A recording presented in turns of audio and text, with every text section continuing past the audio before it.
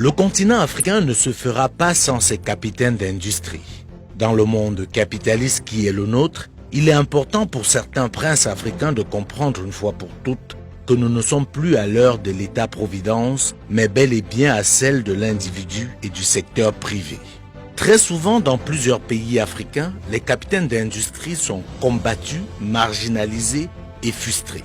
Tout laisse à croire que réussir en Afrique est un problème.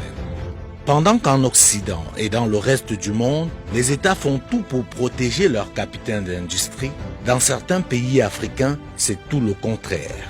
Ceux qui dirigent ces États font tout pour faire tomber leurs champions, ceci au profit des investisseurs étrangers, ce qui leur donne dès lors un double avantage, car ils sont protégés et soutenus par leurs États et sont traités royalement en Afrique. Il faut tout de suite noter que ce phénomène est plus l'apanage de l'Afrique dite francophone, car dans certains pays, notamment anglo-saxons, les choses se passent différemment. C'est le cas notamment au Nigeria. C'est donc pas un hasard si le plus grand capitaine d'industrie du continent africain vient de ce pays. Le Maroc fait également figure d'exemple dans cette démarche.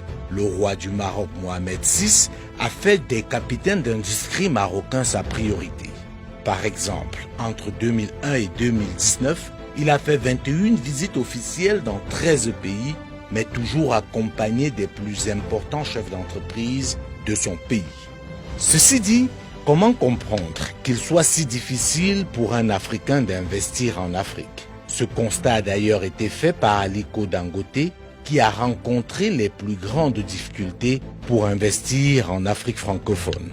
On se rappelle de ses déboires au Sénégal et au Cameroun. Comment pensons-nous réussir à nous développer, à élever nos standards de vie quand l'essentiel de notre économie est contrôlé par d'autres?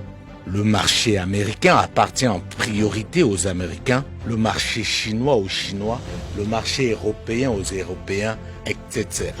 Ce n'est qu'en Afrique que notre marché appartient en priorité aux étrangers. Quelle place accordons-nous à Aliko Dangote, Tony Enoumelu, Gervais Kofi Djondo, Paul Fokam, Jean-Kakou Diagou et les autres? Déjà au niveau de la considération. Ailleurs, les capitaines d'industrie font l'objet d'une grande attention et les États dans leur diplomatie économique transforment leur chef d'État en agent commercial de luxe au service des grandes entreprises privées de leur pays. C'est ainsi que lors de leurs différents déplacements à travers le monde, l'essentiel de leur délégation est constitué de capitaines d'industrie, tandis que dans la plupart des pays, notamment en Afrique francophone, les chefs d'État se déplacent avec leurs ministres et les membres de leur famille. Leurs visites dans d'autres pays du monde s'apparentent très souvent à des séjours touristiques. Ailleurs, on voit certains chefs d'État se battre pour aider les entreprises pourtant privées à vendre à l'extérieur. On se souvient encore du déplacement décisif de Nicolas Sarkozy en Égypte pour vendre les avions Rafale du groupe Dassault qui avait du mal à trouver preneur sur la scène internationale. On peut noter également l'implication personnelle des présidents américains Barack Obama ou encore Donald Trump dans l'acquisition de plusieurs espaces par des entreprises américaines à travers le monde. C'est le cas également pour ce qui concerne la Chine, la Turquie et même l'Inde.